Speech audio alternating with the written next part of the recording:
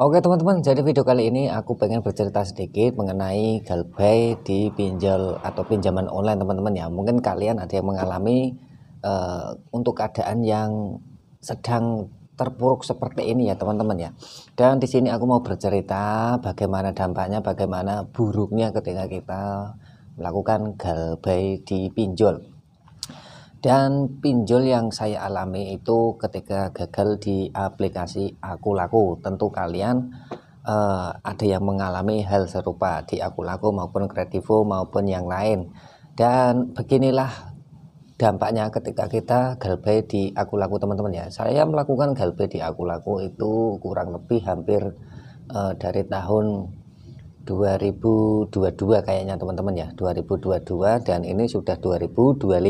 Tentunya kita sudah galbay selama 3 tahun ya teman-teman ya. Dan untuk nilai totalnya itu kurang lebih hampir 4,5 juta teman-teman, itu galbay di Aku Laku.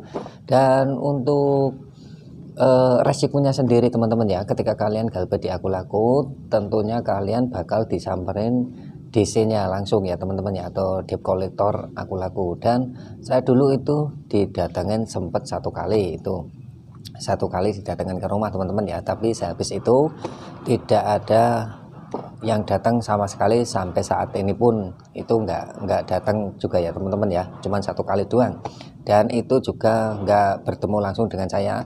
Dan ketika datang yang kalian takutkan kan banyak DC yang menteror atau menghubungi atau mengancam ini itu teman-teman ya. Ketika datang itu nggak seperti itu, nggak seperti yang kalian bayangkan seperti itu teman-teman ya.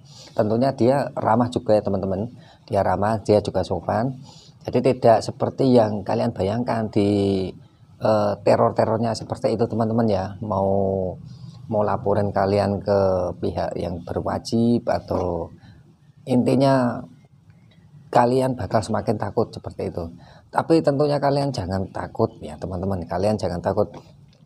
Nah, jadi resikonya ketika kalian galbay di aplikasi pinjol yang legal ya teman-teman, yang resmi, kalian tidak akan dapat melakukan di semua pinjaman online di semua platform manapun teman-teman ya. Kalian tidak bakalan di ACC.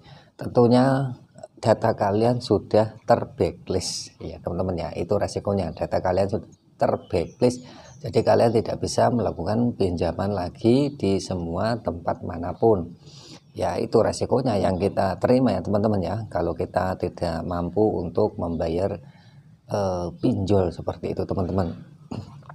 Makanya buat kalian alangkah baiknya lebih bijak dalam menggunakan aplikasi tersebut, dan pergunakanlah sesuai kemampuan kalian. Oke, jadi seperti itu teman-teman ya. Jangan lupa untuk like, comment, and subscribe. Jika video ini bisa membantu buat kalian, tinggalkan komen. Oke.